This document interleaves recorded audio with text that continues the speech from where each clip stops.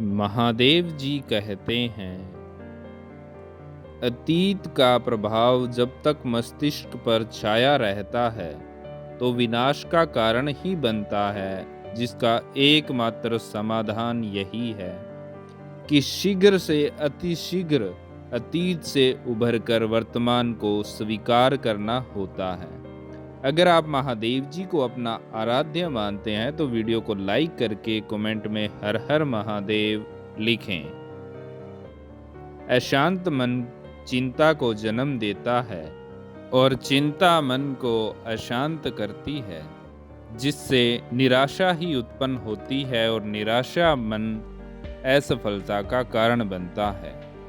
आत्मविश्वास अच्छा होता है, लेकिन जब वही आत्मविश्वास व्यक्ति के अहंकार में परिवर्तित हो जाता है, वही आत्मविश्वास व्यक्ति को निर्बल बना देता है।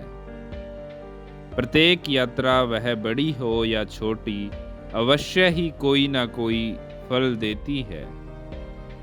असत्य बोलने का तात्पर्य है असत्य को जानते हुए भी सत्य को बदल देना, और गोपनीय होने का तात्पर्य है सत्य का ज्ञात होते हुए भी सत्य को ना कहना। ज्ञान को अपने तक सीमित रखना ज्ञान का अपमान है, और ज्ञान का अपमान केवल अहंकारी ही कर सकता है। उचित समय पर यदि कोई कार्य करना भूल जाए तो उसे पुनः करने के लिए उपयुक्त समय की प्रतीक्षा करनी पड़ती है।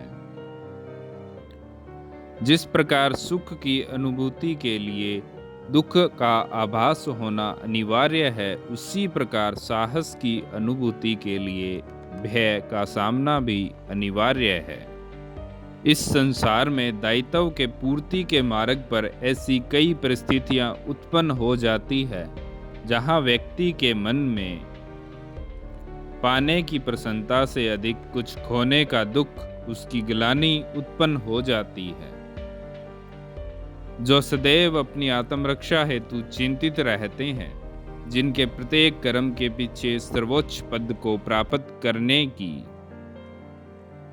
प्रतिष्ठा की मंशा हो, वो किसी और की रक्षा करने योग्य हो ही नहीं सकता। एक महासागर में एक छोटी सी नौका तब तक नहीं डूब सकती जब तक महासागर का जल उसमें भर नहीं जाता। उसी प्रकार हमारे बाहर कितना ही दोष हो, हम नकारात्मक सोच वाले व्यक्तियों से ही घिरे क्यों ना हो, जब तक हम उनके दोष, उनकी नकारात्मकता को अपने भीतर प्रवेश करने देते नहीं, तब तक हमें कोई भी नहीं डुबा सकता। मेरे बच्चे, तुम्हारा कल्याण हो।